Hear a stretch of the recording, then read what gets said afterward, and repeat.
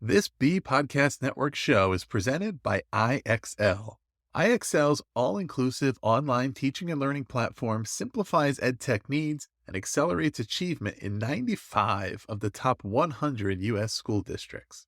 IXL delivers personalized learning across a comprehensive pre-K-12 curriculum, including math, language arts, science, and social studies, and it helps you assess student performance through actionable real-time insights at every level of your school or district.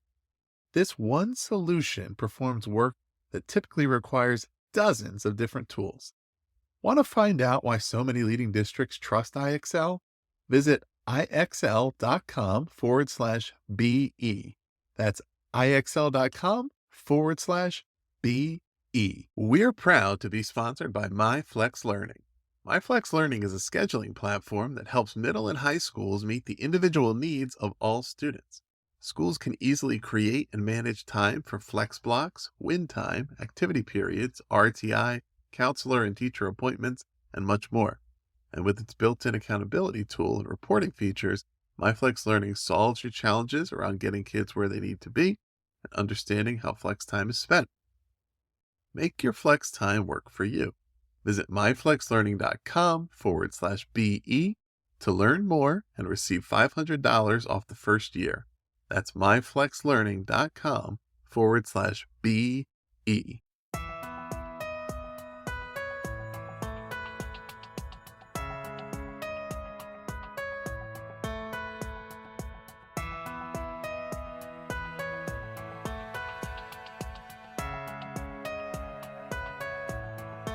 Welcome, everybody, to today's episode of the Authority Podcast on the B Podcast Network. It's my pleasure today to be joined by Jennifer L.W. Fink. She is a mom of 4 boys, the creator of buildingboys.net, co-host of the podcast On Boys, and an award-winning freelance journalist whose work has been published just about everywhere: the New York Times, Washington Post, U.S. News and World Report, Fox News, Parents, and Parade. Jennifer's new book is called Building Boys, and it's available from Rowman and Littlefield. Jennifer, welcome to the show. Thanks so much, Ross. So I wanted to start out by just kind of talking a little bit about your background, how you got into writing in the first place, your journey into the journalism and then the writing world, and then how you also, along with that, started writing and talking about parenting boys, right? Because you've been doing it for a long time. You have your website, your podcast, you've been doing journalism around it. So this book is your latest project, but it's been a long journey of really discovering the topic, right? It has. I came to writing via nursing, actually. My undergraduate degree is in nursing, and that's what I did professionally for the first few years of my career. But it turns out that it is not normal for most nurses to graduate from college, start work clinically, and kind of miss writing papers. Turns out that is not typical. And I kind of did miss writing papers. And I had always enjoyed writing, but I bought into that whole idea, you can't make a living doing it. I need a safe, practical career. And so that's why I did nursing. My mom was a nurse and she used to get nursing magazines. And so I was the kid who would read everything in the house, back a cereal box, mom's nursing magazines.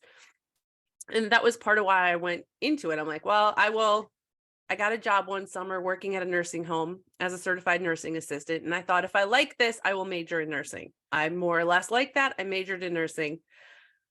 So I'm doing that, and then was married, had my first child, and there's something for me anyway, and I think for a lot of people, about having your first child. You become brave in a way that you never were before, because you would do anything for that child. And I started realizing more of my own capability and rediscovering myself. And then in the course of all of that, you know how you will also do anything to keep your kid busy when you have your kid? Right. We had gone, he's still in the stroller. We walked to the library just for something to do, pushing him in the stroller. And I saw this book, and it was called Handbook of Freelance Writing, which I didn't know was a thing. So I picked it up to look at it. And it was a book by a nurse turned freelance writer who lived in rural Wisconsin, just like I did. And it said how to do it. And that was the start of writing for me. So I started writing for nursing magazines, transitioned to doing more healthcare stuff, fell into educational writing, which is how our paths originally crossed because I had met an editor at a Scholastic publication. And so I've done a lot of health writing, education writing. And then that first child turned into a second child, a third child, and a fourth child, and they were all boys. And that's Right. where the learning about boys came from. Because by the time I had two, I realized that I needed to learn what was going on because I didn't understand it. And so it started as me trying to figure out how to survive my own life. Yeah. So and through the book, you have, of course, it's informed a lot by your own experience, 20 years of parenting boys, and by a lot of reading and interviews and conversations with others and reviewing the research and all of this. And so like at a high level, Mhm. how different really are boys and girls from what you found? And how important is it to really understand those differences? In my work, I've collaborated directly with hundreds of educators to support their success. Do you know which of their edtech frustrations comes up time and again? The sheer number of tools out there and the difficulty of knowing which ones schools like theirs are using to get results. IXL is different. Not only does it perform the functions of dozens of tools, it's currently delivering results for 1 in 4 U.S. students, including those in 95 of the top 100 districts. Another major pain point that comes up: when a school is excited to implement a new tool only to find out the teachers hate it. Yikes. It helps to know that IXL is loved and trusted by more than 1 million teachers, saving them time on prep work while enabling them to better support student learning. IXL is research proven to accelerate achievement. Studies across 45 states show that IXL schools outperform non IXL schools on state assessments. And independent research from Johns Hopkins University verifies that IXL meets ESSA Tier 1 standards. With those results combined with IXL's teacher-friendly reputation, what more could you ask for? If you have a goal to increase achievement for all students, make sure to find out what IXL can do for you. Visit IXL.com/BE for a demo. That's IXL.com/BE.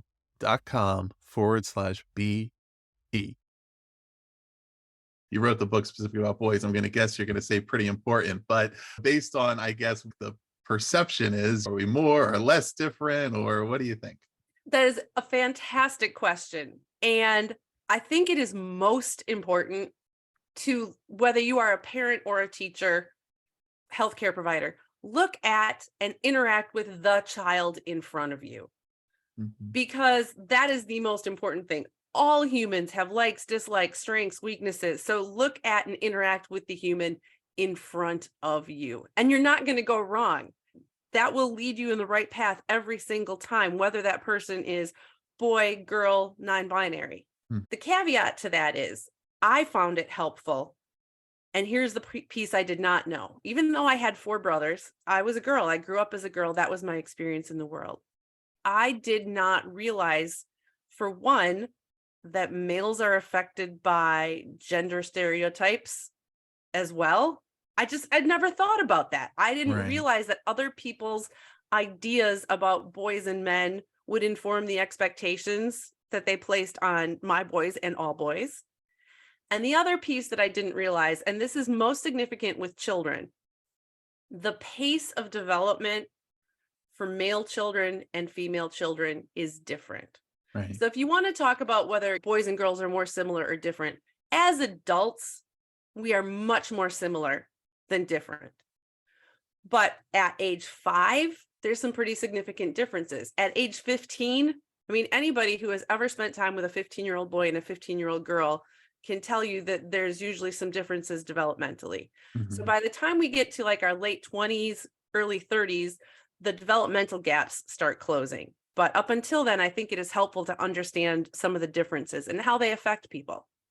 Yeah, and it's interesting to think about even as I'm reading through the book and thinking about people and when they're having kids and how much emphasis or anxiety they place around the gender of their child before they have the child. Right? Yeah. And people seem to have very strong opinions, particularly when it's their first kid, about, oh, I hope it's a boy or I hope it's a girl because I think I would relate better to this or that. And I don't know what to do with a boy or I don't know what to do with a girl. And then a lot of times it almost goes away afterwards. And then they stop thinking about it and say, all It right, well, now I have my kid. And it but only then goes away until you have another kid, at which point the whole world chimes in again. And no matter what you have, they hope you have the other one. And if you have two or more of the same, you are prone to those comments your whole entire life. right. And there's all that learning that can continue to be done to say, okay, Yes. now I understand why there's things other than what I was worried about was not really the thing, or how I handle it. And you mentioned the gender stereotypes. So I think let's go to that. And Hmm. you talk about how the current culture harms our boys in some ways, and part of the gender stereotypes and sexism, and that's a lot of it's the pressure that's put on them. You wrote something about how there's of course a trend toward a positive trend toward female empowerment, and Hmm. girls being told you can be whatever you want to be, and boys saying, well, how come I'm not told that? And it made me think the expectation probably is that men have always believed they could be whatever they can be, but it's whatever you can be within societal expectations, right? Because there's things you're not supposed to be There is according to that. those stereotypes, right? So it's the assumption is that you want to be what society thinks you should be. So it actually does limit that range of expression, or that range of what a boy may feel like they're supposed to be interested in. But what are some of those other ways that stereotypes around gender prove harmful to boys? You grew up as a boy, Mhm. so I'm sure you experienced most of these, right? Were you ever told, boys don't cry, man up? Those are so common. Sure. I recall hearing those things. I think it was my oldest son at that point playing t-ball, right? And it's like, parents, if you have ever gone to an early, like 5-year-old t-ball game, for one, it is the most boring thing in the whole entire world, because you've got adults trying to get kids to do things that don't make sense to them. And outfielders in t-ball, there's nothing to do. Nobody hits the Right, ball that right. far. So there's this boy in the outfield, and he's looking around and he's kicking at the dirt and kind of using his foot to make it into a pile, because what else is he going to do out there? And the coach is like, come on, are you a ball player or you're going to play in the dirt? And it was this very, very negative, judgmental tone. Like, it was very Mhm. clear which was the thing the kid's supposed to choose.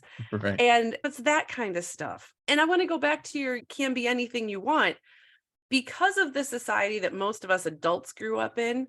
And many of us, the females, experience some limitations and expectations Mhm. for what we could be because of our gender. We make it a point to tell our daughters and nieces, you can do whatever you want, right? Because historically men have had more freedom to do and be whatever they want. We haven't made that same point to tell it to today's boys. We've been in the world. The boys haven't. They don't know that that was before. They only know what they see. So, what they Right. still so often see is there are certain things that guys do, and there are definitely things that guys don't do in their Mhm. world. It is 2023, right? And we still don't have the imbalance between male and female teachers is huge, Right. right? There's still not that many male teachers. When you get into early childcare, there's almost no males in early childcare. In nursing, it's starting to balance out somewhat, but it's still a predominantly female profession. And then you get into things like, dancing. And even though there is tremendous demand for male dancers, a little boy who wants to dance is not exactly routinely applauded in many circles. Right. And it's speaking that message of you can be whatever you want to be to girls is focused on expanding that vertical reach of the Yeah, things that used to be above the glass ceiling, right? Or the right. things that women weren't encouraged to pursue, but that there's a message to boys to expand the horizontal reach of there's Yes, a whole wide range of things you might be interested in, and it's not just this one path to becoming an executive or a doctor or a police officer, fire. There's all these other things that might be interesting to you, and it does continue to be challenging, of course, because while expectations also compound over time without other things really going away, right? right. Whereas, for example, now in previous generations, there was definitely that gender divide of, okay, dad goes to work and does whatever, and mom's at home with the kids. And that's changed a lot. Economic realities have made it such Right. that most households that have two parents need to be a two-income household anyway, so moms have to work as well, and Hmm. there's some accommodation for that, although not always as much as there could be.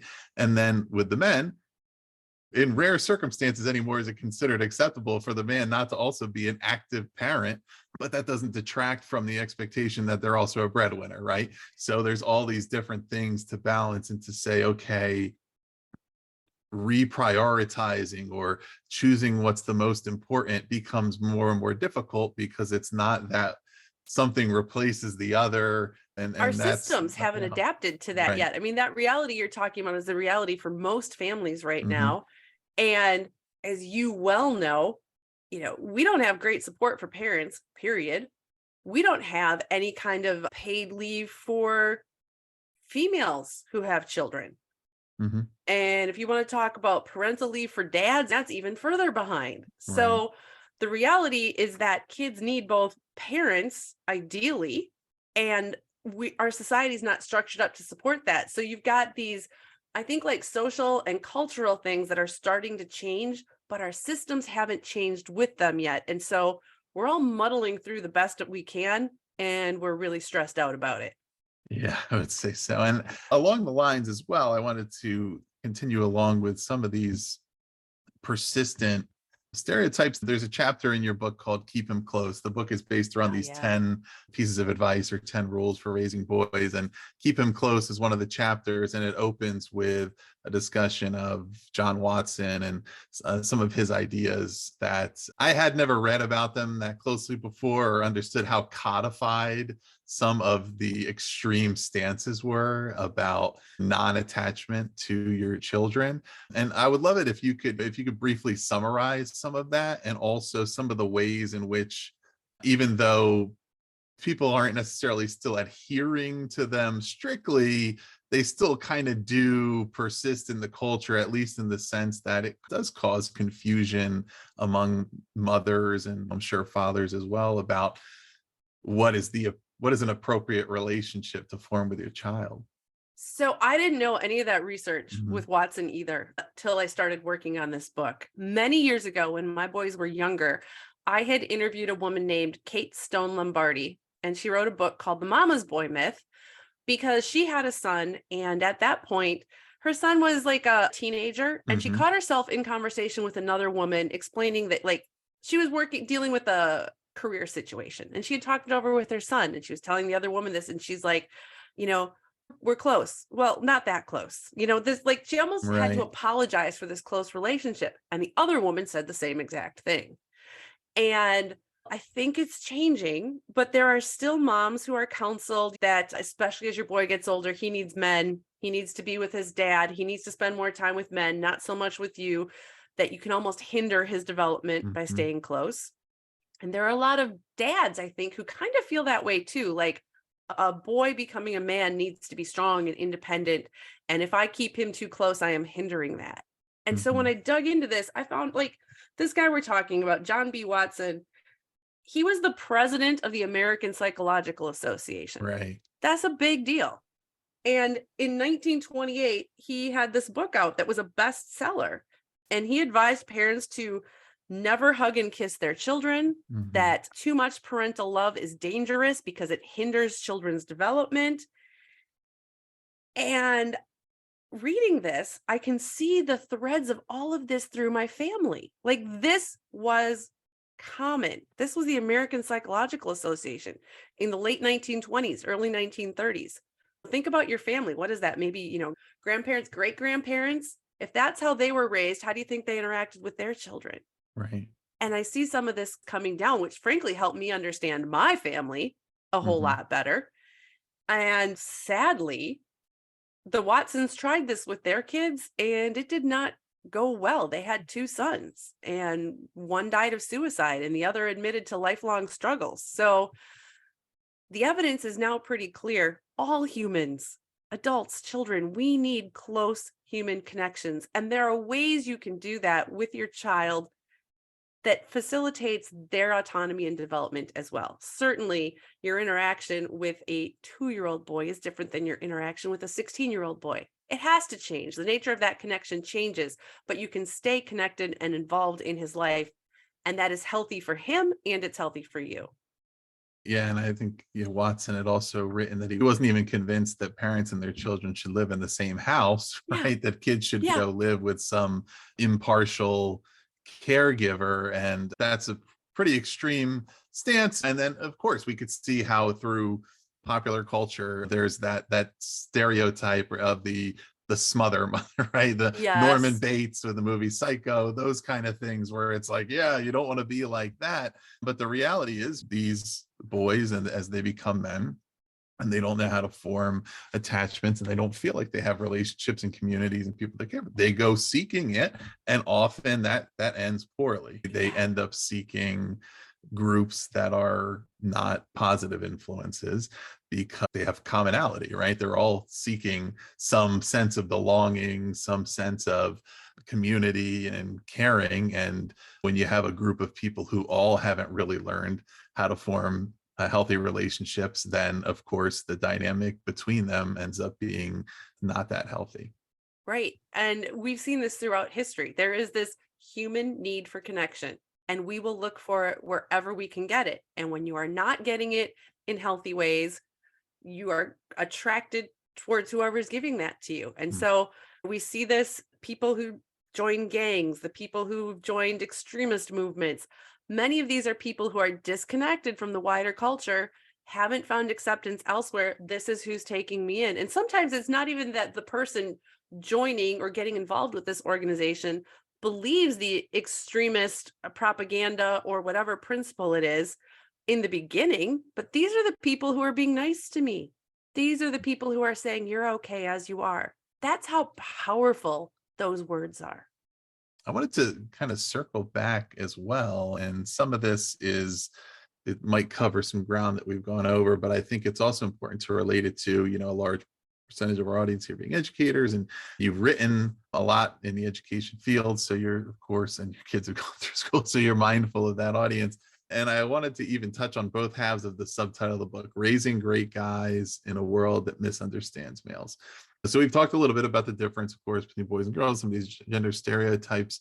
Are there some other prevalent ways in which parents, and also this applies to educators, and it could be the same, there could be some different Sure. misunderstandings, but they kind of misunderstand males, or just certain things that they're not particularly tuned into if they haven't studied it? I think the biggest, most prevalent misunderstanding of males, especially relevant to educators as boys are going through the school system, is that there's not a strong, universal, widely recognized understanding that boys' developmental pace is different than girls. Mhm. So, in a lot of ways, cognitively and in terms of school readiness, the kinds of things that we ask kids to do in kindergarten, sitting still, learning how to read, writing their name, holding a pencil. A 5-year-old girl is more ready, generally speaking, to do Mhm. those things than your average 5-year-old boy. Right. Right? So if you know that one fact, that can explain so much. Want to know why so many of those boys are having a hard time sitting still and doing what you ask them to? They're not there yet. They're just not as ready. So then the boys do what they need to do to try and keep themselves awake or amused. And then that gets them annoying. And it is Mhm. disruptive in a classroom. But if you don't know where it's coming from, it's kind of easy to assume that they are willfully misbehaving and they are Right. being bad. And then for a lot of us, this plays in and interacts with our pre existing stereotypes. There are a lot of people and a lot of women, especially, who have had very negative experiences with some boys and men. And if that is your experience, you may be totally unconsciously inclined to see danger more quickly than other people, even if you're looking at a 5-year-old boy or a 7-year-old boy, much less you're dealing with a 14-year-old who may be taller and stronger than you. Mhm.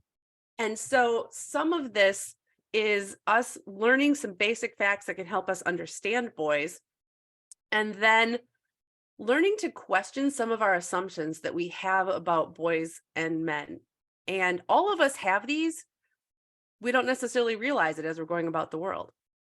Right. And then there's also with relation to developmental stages and how it relates to the classroom, right? There's the compound effects of the difference in age within a grade level Yep, that has been the topic of some study to say that the kids that are closer to the cutoff date on one end or the other are almost a year. They can be up to a year set apart in age. And then if you're combining that with a boy who's at a certain developmental level versus a girl, they could be almost 2 years behind absolutely. developmentally than their classmate for completely scientific reasons. And yet, those same kids are in the same class with one teacher who's trying to go through the curriculum. And I know you recommend for parents of boys being mindful of this and considering delaying Hmm. formal education, particularly if the child's not especially ready for that.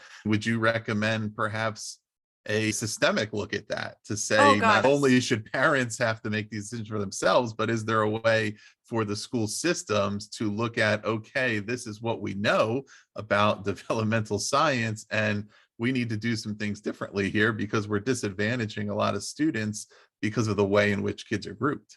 Yes, yes, yes, yes. There is a gentleman named Richard V. Reeves of the Mhm, Brookings Institute, and he came out with a book a few months ago called Of Boys and Men.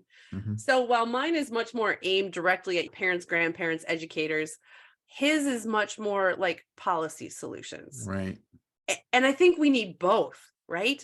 We Mhm. do need these policy and societal changes. And my book is if you are raising a boy right now, you don't have 20 years to wait for those changes to Right. happen. But one of the changes that he recommends is automatically redshirting all the boys by Mhm. default. So, for instance, that if the usual start age for kindergarten for girls, if that cutoff is 5 years old, that for boys it would be 6 years old.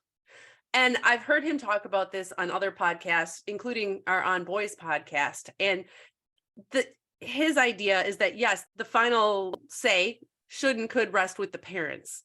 So if you feel like your kid for whatever reason is ready and he hasn't hit that, sure you can send him. But having it be more of a default that you have in the beginning older boys with younger girls because developmentally they're more in line. And one of the things that he points out in his book that we haven't yet discussed is these differences are super apparent in those early elementary years and they come up again in those adolescent years because once again the girls typically mature more quickly, and so there's a big difference between a 15-year-old boy and a 15-year-old girl. So Reeves thinking is that if you give boys that little bit of extra time on the front, you also help ease some of that gap in the adolescent years because the boys basically have an extra year to catch up somewhat to the girls. Yeah, particularly right in the early years, the physical development is obvious as well. You can tell girls are taller, faster, but then once that evens out and then reverses, it's harder to see on the surface, right? That boys are still maturing. They could be these big, tall, almost adult-sized men, and then they get into the things like when I thought back to it later on after I was older. I think I was lucky, I would say, to have grown up in a state in New Jersey where you don't get your driver's license until you're 17. Because when I see these states where the kids are 15 and 16-year-olds and driving, and I'm thinking, man, I shouldn't have even been driving when I was 17, right? Because you just don't have the impulse control, or there's just things that even as an otherwise mature, intelligent, good student, good Ah, community member thing, there's just certain things that your brain is not yet fully equipped to do. And these are serious considerations. yeah, and you know this, I'm sure from personal experience too, right? That's the case for an individual. And then if you take an individual boy who's at that point and you surround him with a bunch of other boys who are also Mhm. at that point, generally speaking, they don't make more mature decisions when they're in a group, Right. do they? No, no, that's well, yeah, the compound effects there. I wanted to touch, as I mentioned, the subtitle "Raising Great Guys in the World of Misunderstands Males." So we talked about the misunderstands part. If you had to choose 5 words that come to mind when you think about what the great guy is that you're wanting to raise, Ooh. what 5 words would you use? Okay, I'm going to be taking notes so I can count. I am going to say caring, responsible, resilient. This might not be the right word, but I'm going to say dedicated. And, Okay. and the idea being that has that kind of persistence and stick to it knits. And when there's something that's important, goes for it.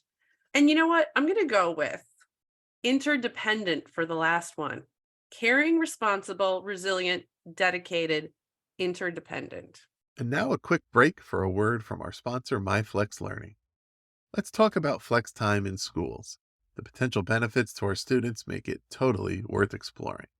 There's more time for personalized learning, increased choice and agency for students, and the increased engagement that comes along with it, dedicated time for intervention, and overall, as school leaders, it provides you and your faculty more tools to increase academic achievement. But the implementation and management of flex time can be a challenge. Tricky logistics and a lack of clear accountability systems can prevent teachers from buying in. It can hold you back from ensuring students make good use of their time. That's why I'm pleased to share that MyFlex Learning provides a solution to these challenges and more. MyFlex Learning helps you create and manage flexible time for any purpose. And with the seamless SIS integration, a student locator, flexible daily rostering, and intuitive mobile app, it eliminates the common challenges of implementation and management. If you want to see for yourself, visit myflexlearning.com/BE to learn more and receive $500 off the first year of use. That's myflexlearning.com/BE. You'll learn all about MyFlex Learning, what it can do for your school, and you'll receive a $500 off offer for your first year. Check it out. Excellent.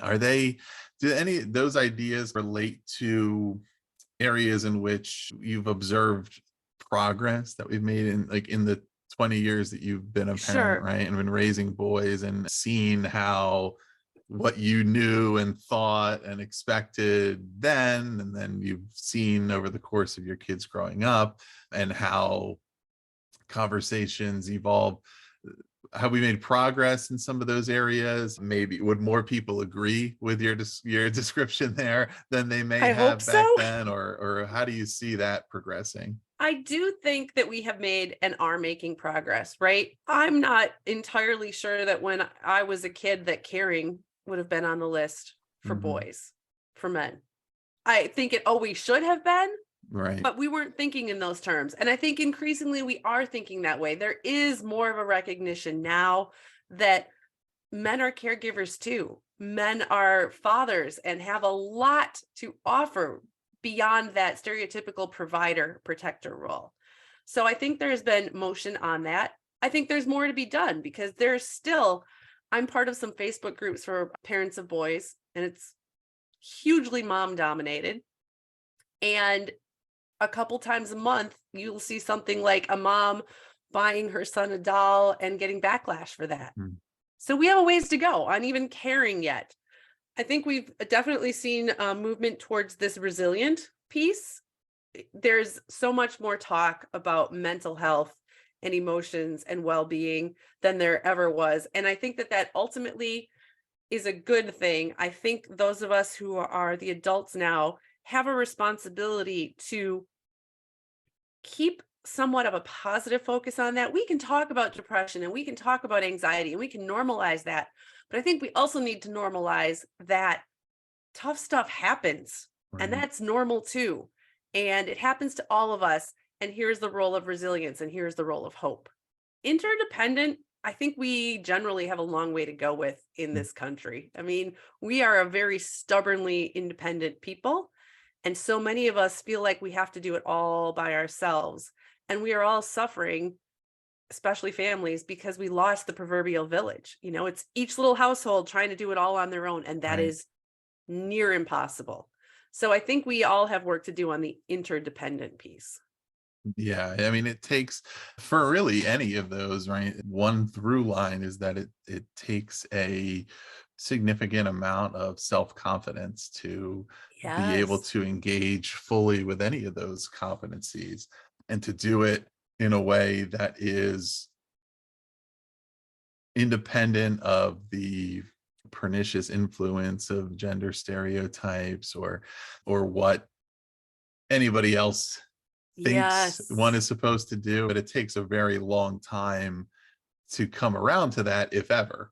Not everybody gets there, Good but point. certainly as far as growing up and thinking about and all of the things that go along with much of what we've talked about that kids themselves aren't aware of, and even if they were, I don't know how they would wrap their heads around these developmental differences to Right? understand, okay, well, I'm one of the youngest kids in my grade and I'm a boy, so yeah, I'm just not exactly as mature yet as my classmates here, and so there are some things that are harder for me. Even if you know that as a kid, how does it manifest other than potentially as anxiety or lack of confidence, right? But most kids don't know that anyway. So Right. it's Right. better for the parents and the educators to be aware and to figure out ways to address it and to create situations for success and to cultivate that confidence, because yeah, it would be nearly impossible to have that comfort level with oneself,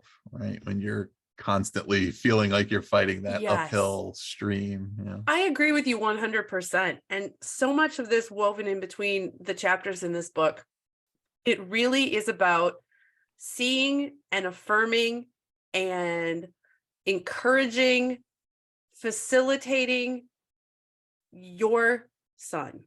whatever his thing is. And for a lot of boys, and this can be true for girls, but for a lot of boys, like their thing, whatever gets them excited about life or they're interested in, it's not what they're covering in second grade, Mhm. or it's not what they're doing in seventh grade. And so, as a parent and as an educator, I understand educators, like you have this curriculum that somebody's telling you you have to get through with all these kids of varying abilities. And that is, it's putting you and these kids in a impossible and unhealthy position. Yeah. Any way you can look at and see and affirm the specialness and the gifts of the child in front of you and connect on that, it will help the child, it will help your relationship, because kids build, all of us, not just kids, we build on our successes. So Mhm. if somebody sees a little spark in you and comments positively on that, you're more likely to keep going with that. And that's where we see our growth and our learning, and where we, boys, girls, all humans, we start developing like our internal sense of competence. And I think that's where true confidence comes from. You know, when you feel like you can do something and it makes a difference and matters to other people, that's when you Right. really feel good about yourself. I want to transition into a little bit of a rapid round here and go Ooh, through a handful of questions here that are quick response. The first one being, what is the best thing about raising boys? they expand my horizons. They introduce me to things that I never would have otherwise Mm. done, and I get to learn about new things. It's fantastic. Along those lines, what's been the most surprising thing? Ooh, the most surprising thing has, honestly, for me, it has been the just wealth and prevalence of all these stereotypes that people Mhm. hold about boys. I didn't expect people to feel sorry for me Mm. because I have 4 sons. And you get that way more than you get people feeling happy for you. Right. You're outnumbered, as they say, I'm right? definitely outnumbered. What's the scariest thing? The scariest thing is realizing that you can do all the things, and you can safety proof your house, and you can role model good stuff, and ultimately you cannot control what they do. Maybe that's why I just gave up on safety proofing halfway through and said, you know what? No, Here's the thing though, no. Ross. I mean, you know this They'll because you find a read the way. book. My youngest is now 17, my oldest is 25. Mm. I have a book out called Raising Great Guys. Yeah, You think I'm not terrified that somebody's going to do something extremely stupid right now? right. Right? Like kids do stuff and kids make mistakes, and as they get older, you mentioned it, start giving them cars. Yeah, Ah, bad yeah, stuff can happen, and I can't control any of that. yeah. Is there a particular insight that comes to mind that an educator gave you into one of your kids during their time in school that helped you learn something about them that you may not have otherwise noticed? I'm gonna say no on that one. Okay. Yeah, I'm gonna say no. And to be fair, some of that may be because we homeschooled for seven and a Hmm. half years. Yeah. So I had a pretty solid understanding of like personality and academics and all that before they got to the school Hmm. system. So in a lot of ways, I was trying to help the teachers understand what made my guys tick. Right. Yeah. And on that point, is there any particular insight that comes to mind for you that you were able to provide to your kids, teachers, because of having that close relationship to them? Or is there anyone that you more broadly in insight that you would like to share with educators that are listening? So much of what I want educators to know and do, frankly, is out of their control. And that is just sad for me. Educators know how important play is. Educators know how important time outside is and movement. And you are working in these systems that don't give you enough time to do that. Hmm. I mean, one of my sons, when he hit seventh grade in our district, that's when there's no more recess, none, no recess. It was not a surprise to me that my son and his friends, who were generally active and sporty boys, many of them started landing in school suspensions because they started creating trouble at lunch and afterwards. If you had given them an outlet, I think that would have made a difference. But there's the system. And I think we all, educators, parents, society, I think we all have a role to play in hopefully rebuilding the system and making it healthier for the students Hmm. and for those who work there, because it's not a great place for a lot of educators either. Right. And if there was one thing that you could change about the education system, other than the one we've already talked about, what would it be? I wish that we were able to allow children. Okay, let me back up. Here's what I would do. Right now in our system, the early years are focused on learning to read and write. And those are the foundational things. You get those, Hmm. and then we can get to science, and then we can get social studies and the interesting stuff. It's not how young kids learn. Young kids learn by seeing, doing, touching, interacting. And I wish we could Right. flip it and just spend those early years focused on feeding the kids curiosity, letting them play, letting them explore, letting them touch and learn about the world. And then, as both boys and girls find motor skills and cognitive skills mature, then introduce reading and writing. Excellent. So at the end of each of your chapters, you have some reflections, I would Hmm. call them, for building boys. And this will be a little challenging, but I wanted to see if we could narrow it down a little bit just for the purpose of this question, to if you had three overall reflections, three for parents and then three for educators.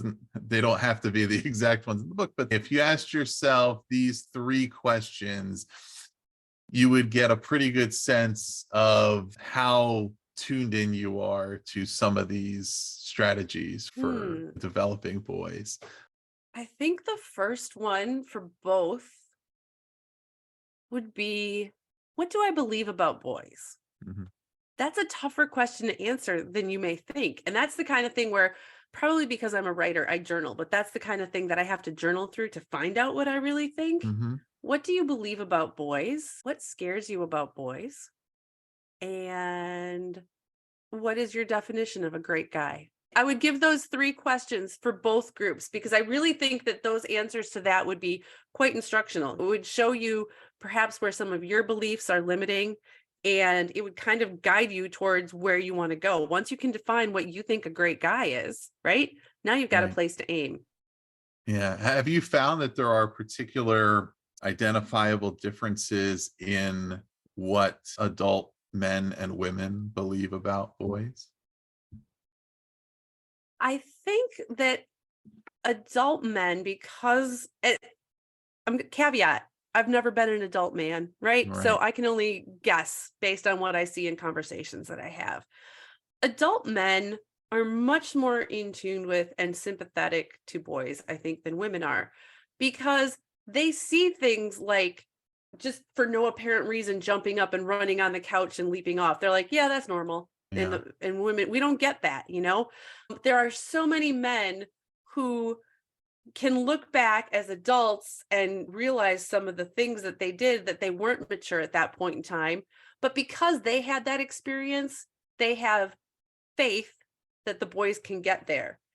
And a lot of us women don't have that same innate understanding. And we have a lot of fear that we're going to screw this up and we're going to somehow raise a boy who becomes a bad guy or can't function in the world. Absolutely. So, Jennifer, is there another book other than yours that you'd like to recommend to our listeners? Maybe one of the ones you cited in your book or something else Yeah. that you think they would find useful? I really did enjoy Richard Reeves of Boys and Men. I know I said it's a lot of policy recommendations, but he also outlines very definitively and with stats and facts to back it up where boys are at today, where men are at, where are the points they're struggling. Hmm. You know, it's easy if you're a woman to look around and go, men and boys are doing fine. But the fact Right. is that on pretty much all academic outcomes and all health outcomes, they aren't. They're doing worse. And that's a problem for all of us. So I recommend that one, How to Raise a Boy by Michael Reichart. One of my all-time favorites. He's a psychologist. He studies this stuff. He is a dad. He's a grandfather. And he's just a wonderful man. And his whole point is that connection, connection is so important. And that's a piece that traditionally hasn't been emphasized in how we raise boys. Are there any final ideas that I haven't asked you about that you want to leave with our listeners? Take time to get to know the boys around you. Look at what they are excited about and let them teach you about it. They will light up. And some of the stuff they're interested in, you might not be interested in. Roblox, not my thing. Dirt biking, not my thing. But I have learned so much and forged connections with my guys by letting them teach me and by entering their worlds and by letting them explore places that I wasn't familiar with. And that's where that kind of growth and competence and confidence comes from.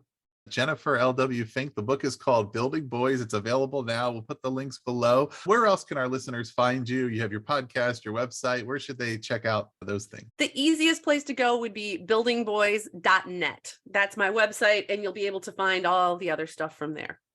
Excellent. Well, listeners, check that out. We'll put the link below for buildingboys.net, and you can find Jennifer's other work, her writing, her podcast on boys. We'll put the link to the book below so you can check that out. And please do also subscribe to The Authority for more in-depth author interviews like this one, and visit bpodcast.network to learn about all of our shows. Jennifer, thanks again for being on The Authority. Thank you so much. I had fun.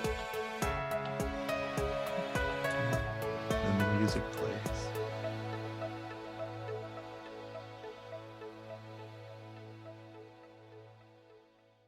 This has been The Authority Podcast, hosted by Ross Romano, edited by Gage Sanderson. Do you want to simplify your school's technology, save teachers time, and improve students' performance on state assessments? You can do it all, but don't waste another minute. Head straight to ixl.com/BE to learn how IXL's research-proven teaching and learning platform can help you achieve all of these goals. That's ixl.com/BE.